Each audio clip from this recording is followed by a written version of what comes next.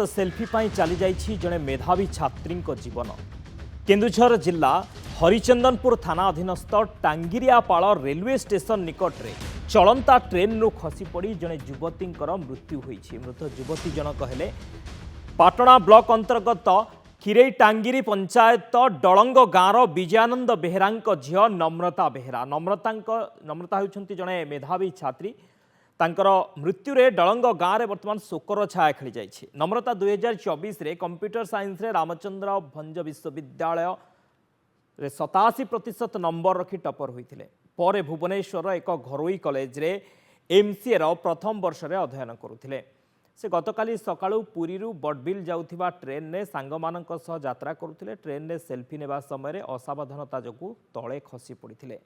टांगिरियापाड़ station रु किछि kilometre दूर रे एही अघटन घटिथिला। ट्रैकमैन कर्मचारी युवती को देखि संगे संगे टांगिरियापाड़ स्टेशन को खबर देइथिले।